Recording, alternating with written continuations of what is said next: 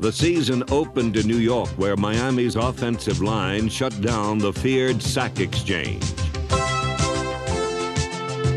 Tackles John Giesler and Eric Loxo were awarded game balls for holding Mark Gastineau and teammates to 0 sacks. Another prime element was the flawless faking of David Woodley, who suckered Klecko and company off their feet.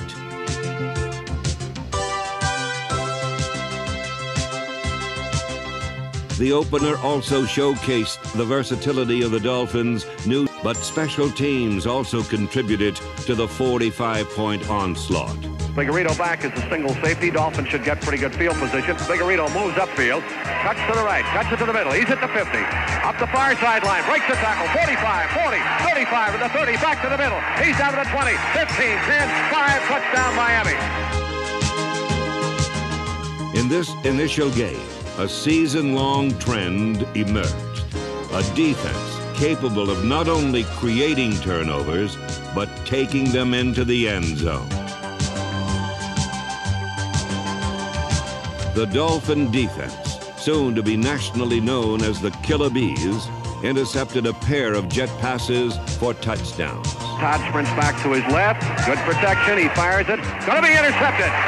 And picking it off is Blackwood. He's down to the 20, the 15, down to the 10. Back to his left. He scores. Glenn Blackwood. Bowcamper threw the block on Chris Ward down by the goal line, and that's what got Blackwood into the end zone.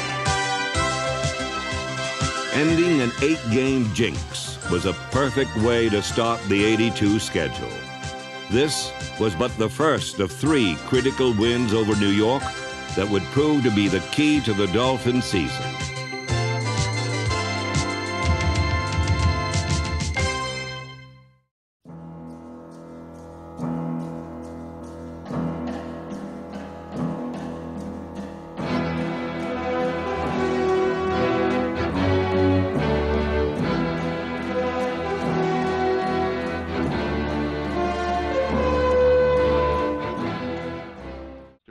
Rivals squared off in New England. Last season, the Patriots patrolled the cellar of not only their division, but the entire NFL. Not surprisingly, they began this season with many new faces, including rookie cornerback Ricky Smith, number 27, who made his Schaefer Stadium debut by returning a kickoff 98 yards against the New York Jets.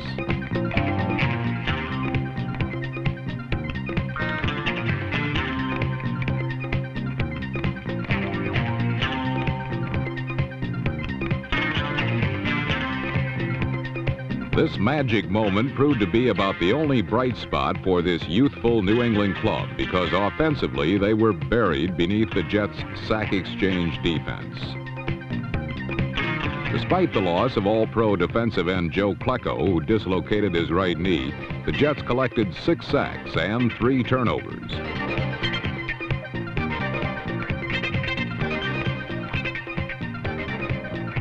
Throughout the afternoon, the Jets utterly dominated the Patriots.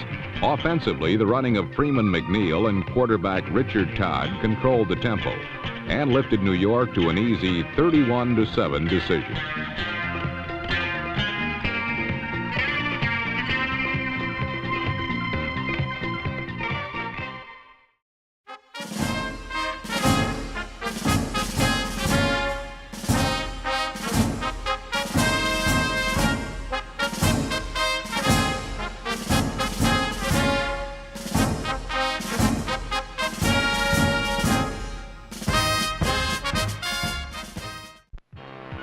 Jets running back Freeman McNeil knows that Big Apple fans think they've seen everything. But last Sunday, New Yorkers were treated to a milestone. McNeil became the first Jet ever to gain 100 yards in 3 straight games. The victims were the struggling Baltimore Colts. McNeil gained 124 yards on the ground and also hauled in one of 2 touchdown passes from quarterback Richard Todd.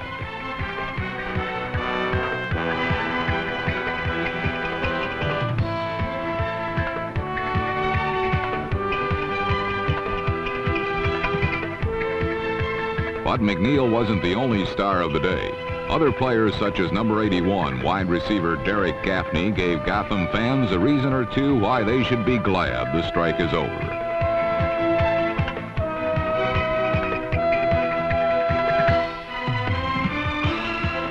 The Colts were helpless to stop New York, yielding nearly 500 yards in offense.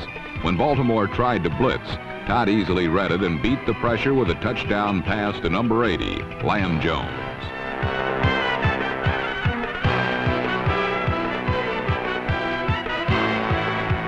New York rolled past Baltimore 37-0 in a game that wasn't as close as the score indicated.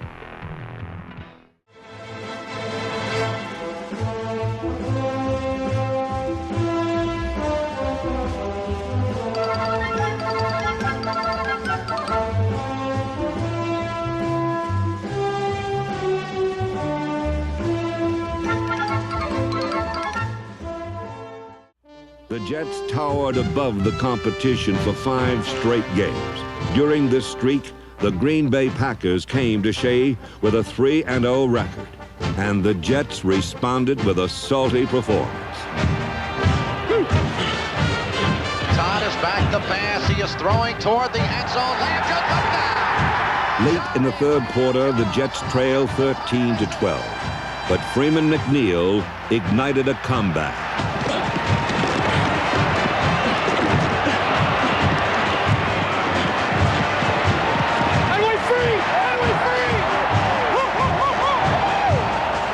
McNeil's 36-yard run enabled Pat Leahy to bring the Jets from behind for the second and final time.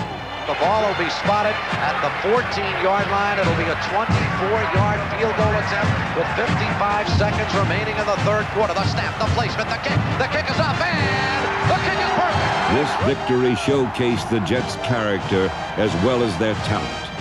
In playing 7 of their next 8 games on the road, they would continue to draw on an abundant supply of both.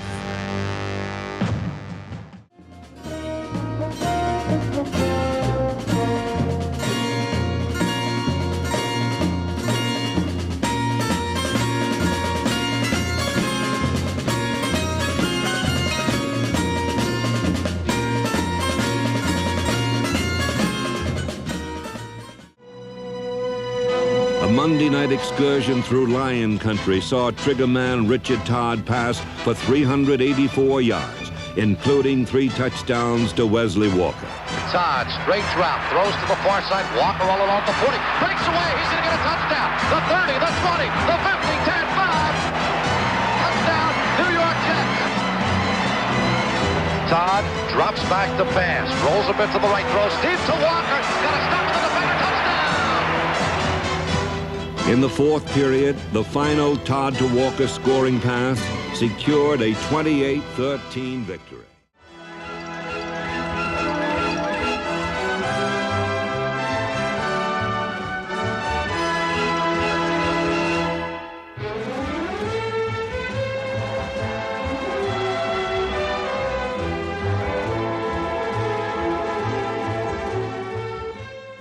The New York Jets pushed their record to 5-1, downing the Tampa Bay Buccaneers 32-17. That was the kind of day it was in New York, folks. I mean, those guys got off the airplane from Florida and they said, oh my. And they were still frozen. Freeman McNeil, he hit him with a quick touchdown, and then, Irv, I don't think they were thought out, and here came the kickoff.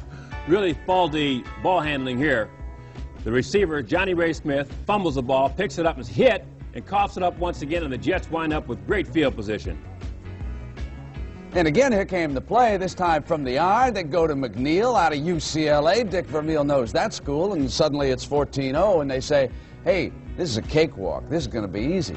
But I want to tell you, the Buccaneers battled back in this game, and one time they were behind 17-10, and Williams was going to the well, and Schroy snapped one away in center field, and that was the biggest defensive play of the game right there, because the Jets marched down the field, and they got the touchdown. They got a good tight end, the Jets do. He doesn't get much credit. Here he is, Mickey Schuler. He's got sure hands. Right there. He's out of Penn State, right, Dick? Yeah. Dick, what about the Jets? Do you think that ball club is for real now in the Oh, AFC? yeah, they were for real last year. We played them in a preseason game, and they were really physical.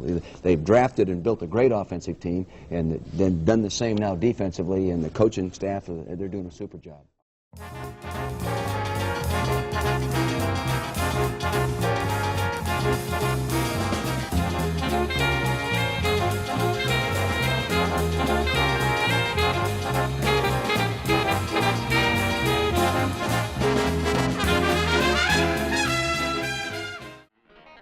Unlike the New York Jets, whose 5 wins have put them in Fat City. Last Sunday, the Jets hoped to gorge themselves even further with a victory over Miami.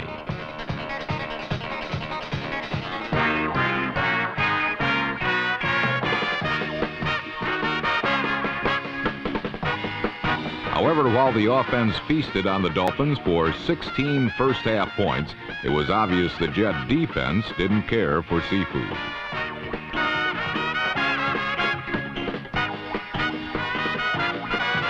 Number 37, Andra Franklin's touchdown run ruined New York's appetite, and quarterback David Woodley caused a bad case of indigestion in the Jets secondary with a touchdown pass to Duriel Harris.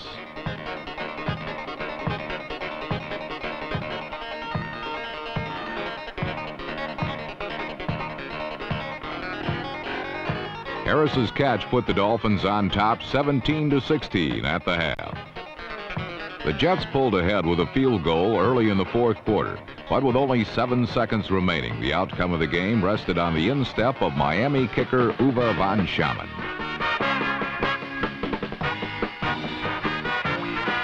Von Schamann's 47-yard field goal was good, lifting the Dolphins to a 20-19 win. Miami's victory evened both teams' records at 5-2 and marked the Dolphins' first win at home over New York in 6 years, finally putting an end to the Jets' jinx.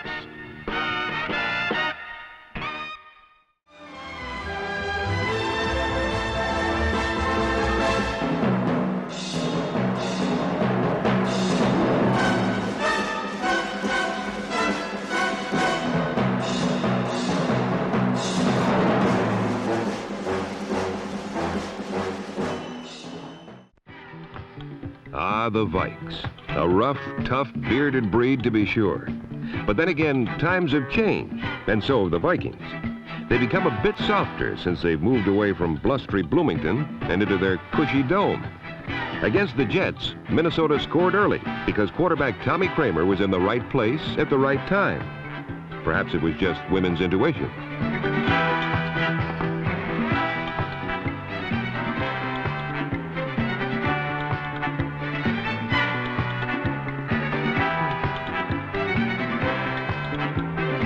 Kramer's alert touchdown run was a high point in a game of lows for the home team, as Jet quarterback Richard Todd found vastly improved Johnny Lamb Jones for a big gain.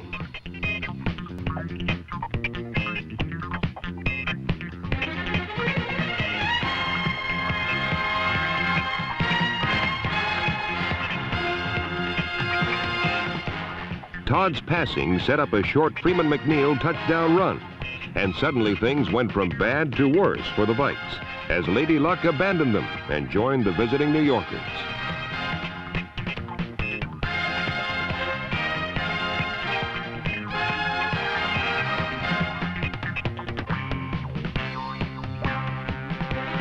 Rick Danmeyer's field goal attempt resulted in an 80-yard Jet score, as number 40, Bobby Jackson, rambled untouched to put the game out of reach. Last week was a nightmare for me, Jackson said, referring to dropping a possible interception in Miami's winning drive a week earlier. I owed the team one. I was living with it all week. The Vikes continued playing like Keystone Cops, and Bobby Jackson again made them pay for their comical capers.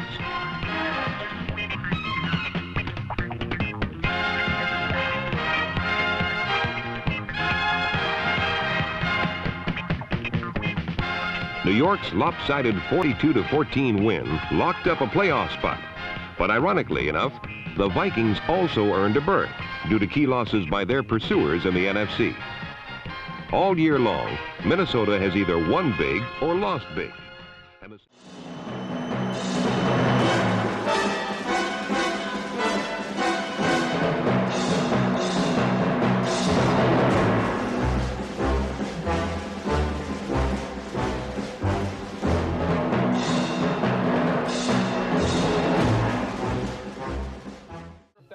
But the Patriots won it anyway. The Jets treated rudely in Kansas City before just 11,000 people. Howard's interception flipped it to Gary Green. He went on. The Jets will play in Cincinnati. Kansas City won it 37-13.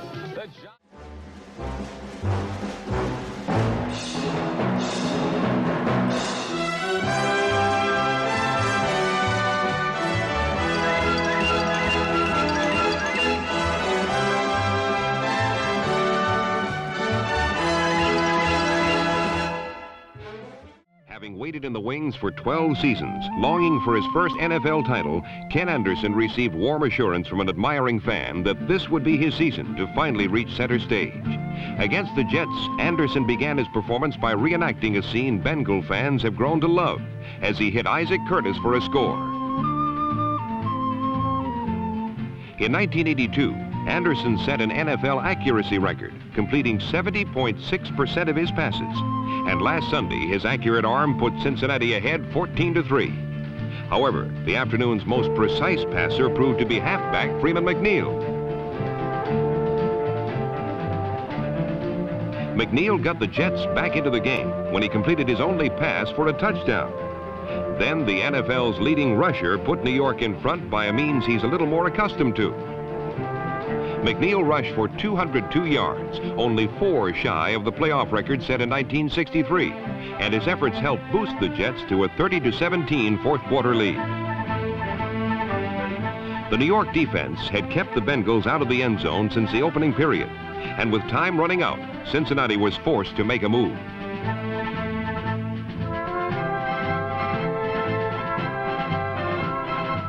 With wide receivers like Chris Collingsworth, number 80, going for broke late in the game often pays off handsomely.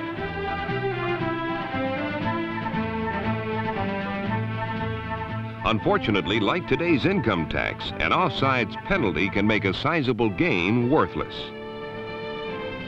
The touchdown-poor Bengals had 2 fourth-quarter scores repossessed. However, it was an Anderson completion to Jet defensive back Darrell Ray, number 28, that finally forced Cincinnati to declare bankruptcy.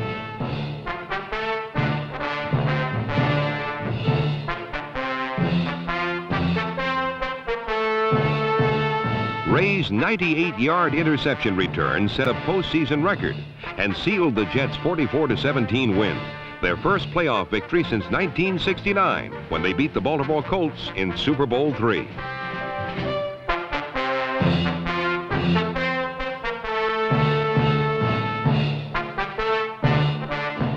While the Jets stormed by Cincinnati.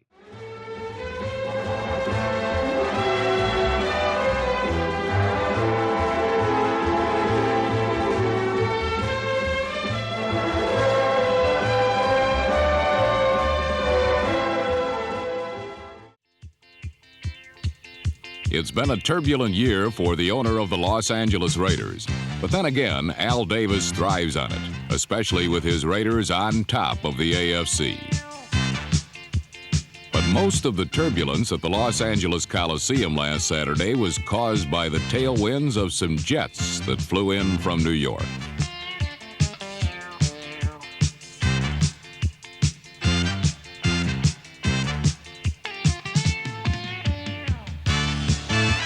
Piloted by quarterback Richard Todd, the New York Jets cruised through the first half, with wide receiver Wesley Walker providing much of the offensive thrust.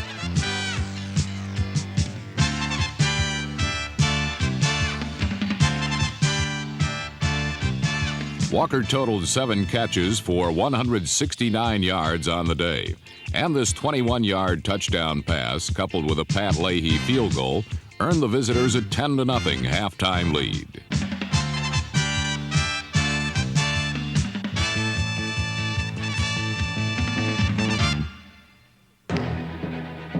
In the first half, the Jet defense shut out one of the highest-scoring clubs in the NFL, as cornerback Kirk Springs turned the silver and black, black and blue.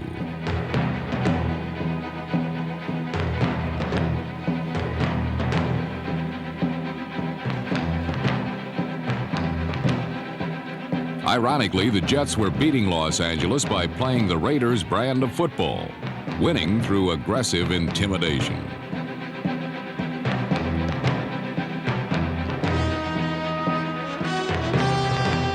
Clearly, this game was not played beneath friendly skies.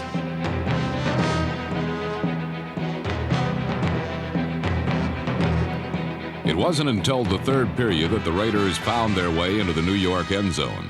Los Angeles rookie running back Marcus Allen, number 32, was barely heard from all afternoon. But this 4-yard score got the Raiders within shouting distance at 10-7.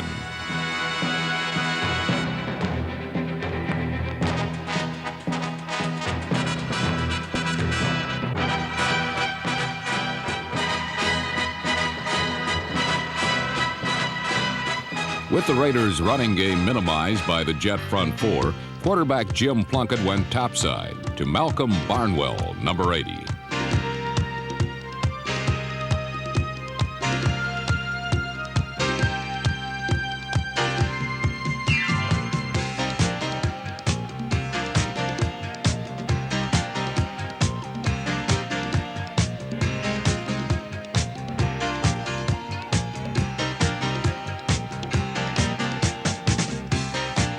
Barnwell took the Plunkett pass 57 yards down the fast lane to put Los Angeles on top 14-10.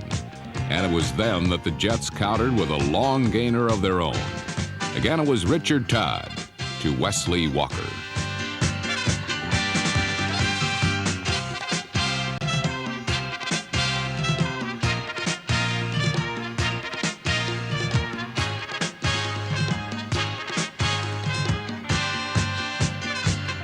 Walker's catch covered 45 yards to the Raiders' 1-yard line and set up the Scott Durking touchdown that put the Jets back in command 17-14. Both teams committed 5 turnovers on the day, and each side saved their most crucial errors for the final period.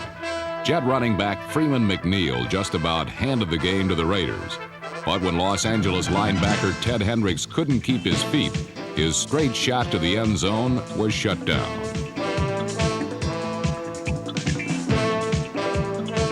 Jim Plunkett quickly brought the Raiders to the Jet 42, and with just under 2 minutes remaining, he looked for Cliff Branch over the middle. Instead, Plunkett found New York linebacker Lance Mell, and number 56 had his second interception of the final period.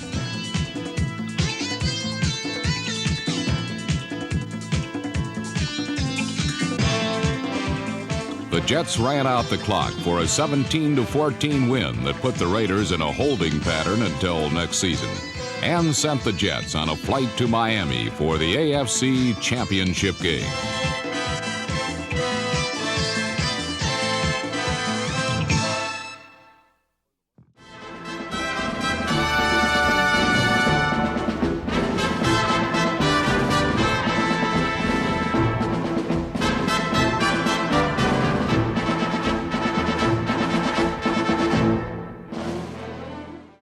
Space-age offense, the game was a throwback to those horse and buggy days of the late 60s and early 70s.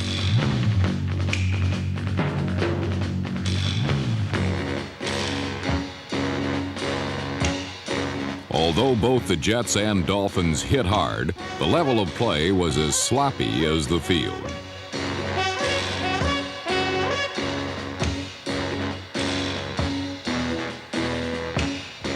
This was a game that would turn on breaks and mistakes, not great plays.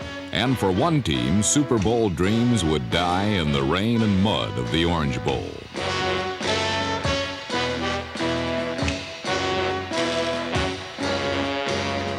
The field neutralized both teams' major offensive weapons. The Dolphins' Andre Franklin, number 37, rushed for only 44 yards. While the Jets' Freeman McNeil, who gained 297 yards in 2 previous playoff games, managed just 46. The Dolphins double-teamed number 99 Mark Gastineau to neutralize his unique ability to pursue all over the field. This technique was effective when it was employed. When it was not, even a quick quarterback like David Woodley was easily tracked down by the All-Pro defensive end.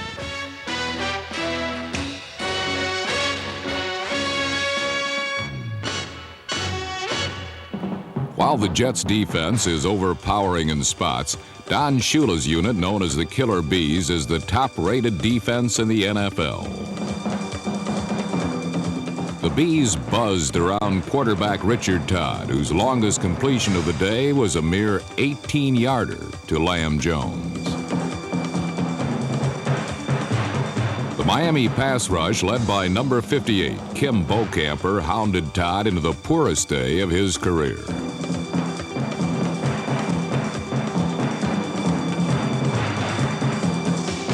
The Dolphins' intricate zone defense rattled the Jet quarterback, whose forced throws yielded 5 interceptions. Miami quarterback David Woodley, who stood poised and assured in 2 previous playoff victories, was just as tentative and confused as Todd, and the results of his passes were just as disastrous.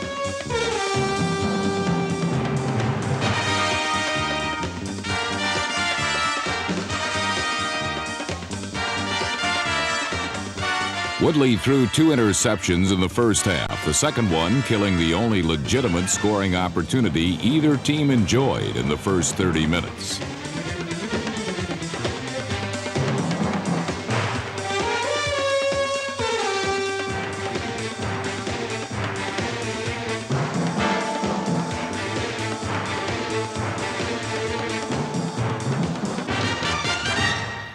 Some people get worked up about nothing, which was exactly what the first half produced, a scoreless tie. As Johnny Carson used to say about growing up in Nebraska, it was about as exciting as watching corn grow.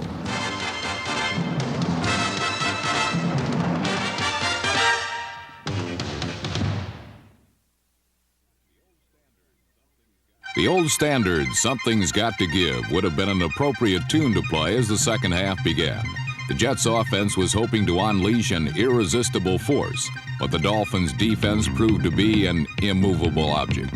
Something gave, and number 77, A.J. Dewey, did the taking. Dewey's interception put the Dolphins in business on the New York 48-yard line, but it looked like their business was doomed to failure when number 37, Andre Franklin, fumbled the ball. The Jets' apparent recovery was nullified when it was ruled that Franklin's forward motion was stopped before he coughed up the ball. The Jets were a trifle perturbed by the call, and it showed when they protested that a David Woodley pass was caught out of bounds by number 82, Duriel Harris. The protest earned New York an unsportsmanlike penalty that cost them another 15 yards. After the smoke had cleared, ex-Jet Woody Bennett, number 34, burned his former teammates.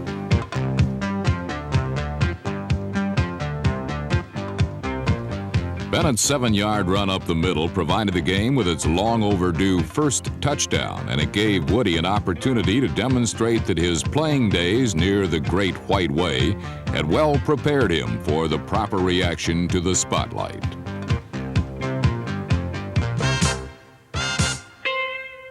The curtain call was crisp, but the spike was not smoothly accomplished. Another look at Bennett's score reveals that Jeff Taves, number 60, pulled from his right guard position to deliver a key block.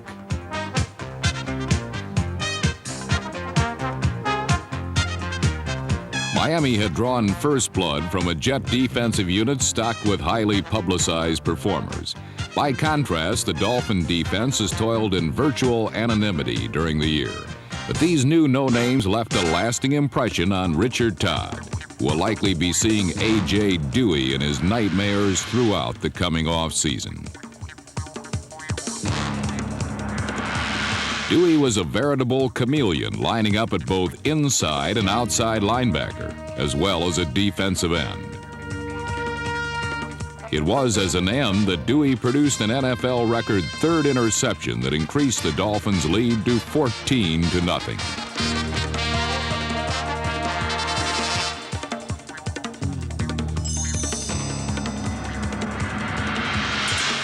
Dewey's 35-yard scoring run came early in the fourth quarter, but while time was running out on the Jets, their defense played with the same kind of intensity they had shown throughout the game. Woodley learned the hard way that it takes more than a 2-touchdown lead to close down the sack exchange.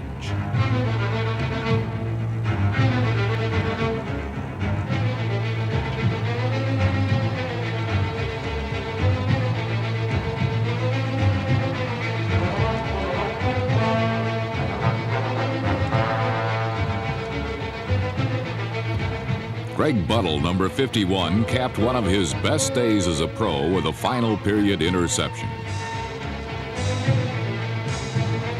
But like the other New York takeaways in the game, this proved to be another instance of opportunity knocking on the Jets' door and finding no one home.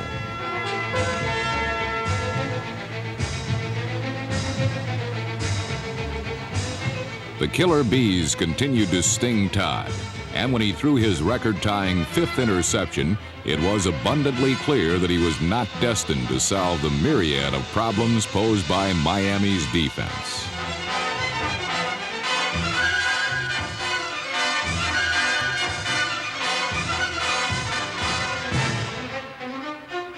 Since the Jets were unable to find the answers on the field, they sought guidance elsewhere. But there were no last-minute miracles forthcoming. The Dolphins ended the game with a 14-0 victory that gave them their first AFC championship since 1973.